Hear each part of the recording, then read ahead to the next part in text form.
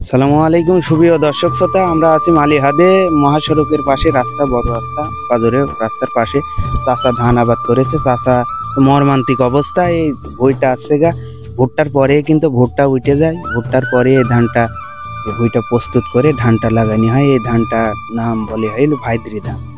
ছোটবাবু ধান নাগায়, অনেক জাতের ধান নাগায়। এই ধানটা দেখেন, আপনারা দেখতে পারলে বুঝতে পারবেন এই ধানটা অনেক মাজরা লোক লেগেছে। চাষা কীটনাশক বীজ দিচ্ছে, চাষার সাথে কথা বলবো। তারপরেও ধানের কিছু যদি দেখায় আপনাদের, দেখেন একদম এমন ভাবে মাছ মারিয়েছে। চাষা কি কীটনাশক বীজ প্রয়োগ করছে চাষার মুখ থেকে শুনবো, দেখানোর চেষ্টা করব। আপনারা আমাদের এই সাথে থাকুন আর দেখতে থাকুন। আসুন শুরু করা।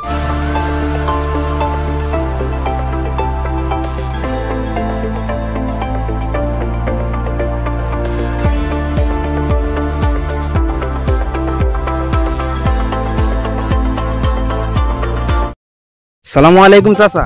ওয়ালাইকুম আসসালাম। ভালো আছেন? আলহামদুলিল্লাহ ভালো আছি। ভাইদ্রি ধান তো না গিয়েছেন আপনি, ভাইদ্রি ধান তো নেড়া বেড়া হয়ে গেছে। নেড়া বেড়া হয়ে গেছে, জ্বরে পড়ি থেকে এটা হয়ে গেছে। মানে এই যে শীষ কাটা রোগটা লাগিয়েছে, মাছ কাটা রোগ নাকি? এটা আপনি সময় মতন কীটনাশক দেননি? নিয়ে এসে ঘরে থুই দিয়েছে, দেবে কিটা? আমার বাড়তি লোক নেই। এই ঘরে বিষটা কীটনাশকটা ঘরে থুই দেওয়ার কারণে এখন আপনি কি কি বীজ দিলেন? এখন এই দিলাম ওই বিষের নাম আমি তো জানি। এখন তো অনেক বিষ আছে, ভিত্তিকা আছে, ক্যারাট আছে, তোমার এই ছড়াটা আছে। আমাদের এই মাঠে আমরা বিভিন্ন রকম বীজ ব্যবহার করি। এখন এই ডিলার আপনি যেখান থেকে বীজ নিছেন, ওই এই বীজটা দেওয়ার কারণে কি কি উন্নত হবে আপনি ধানের? এই ধানের হয়তো কুশি ছাড়বে, মাজরা সরিয়ে যাবে, তারপরে তোমার এই যে ধানটা সুষ্ঠুভাবে কালো ম্যাকমেট হয়ে যাবে।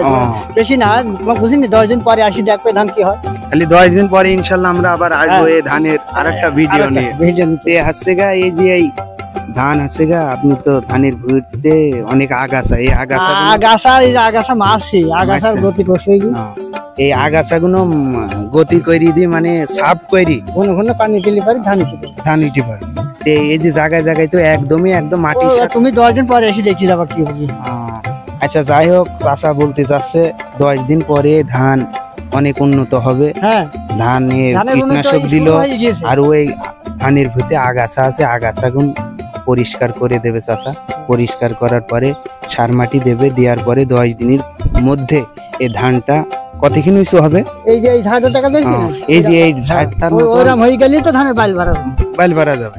তাহলে এইটুক যেতে ধানের যেতে বাইল বাড়াইতে বিচিলি কতটুক হবে? এই বিচিলি হবে না, আমরা আটি খাই। মানে এই সময়টা এই ভাইদ্রি ধানের সময় মানে বিচিলি হয় না বৃষ্টির কারণে। এখন ধান পাড়ি দিয়েছে, সকালবেলা পাড়লো, বিকালবেলা জোরে পানি হয়ে গেল, তাহলে কি হবে? তারপরে ওই যে রোডে মোডে তুলি, কলকাতারে তুলি, ঝামেলা হয় ঘাস না, ঘাস। খালি কিন্তু 10 দিন পর আসবো। আচ্ছা যাই হোক, সুপ্রিয় দর্শক শ্রোতা, চাচা জানালো আমাকে যে ভাইদ্রি ধান কি কি কীটনাশক বৈদ দিলি ভালো হয়, চাচার মুখ থেকে শুনলাম। আর এই ধানটা দুর্গতি অনেক খারাপ, আপনারা দেখলেন জানলেন। এমন পরিবেশ হয়ে ধানটা, মানে ধানটা মাছ কাটার কারণে নিচে দাবিয়ে গেছে। সঠিক টাইমে বিষটা প্রয়োগ করিনি চাচা, শরীর অসুস্থ ছিল। এখন চাচা বিষ দিল, 10 দিন পরে চাচা বলল ধান মাজা পর্যন্ত হয়ে যাবে। দেখা যাক, আর একটা ভিডিও নিয়ে আপনাদের দেখানোর চেষ্টা করব। সুপ্রিয় দর্শক শ্রোতা, আমাদের চ্যানেলটা ছোট কৃষিগ্রাম চ্যানেল, যদি ভালো লাগে বেল আইকনটি বাজিয়ে আমাদের সাথে থাকুন। আমি এমডি শফিকুল ইসলাম। আসসালামু আলাইকুম।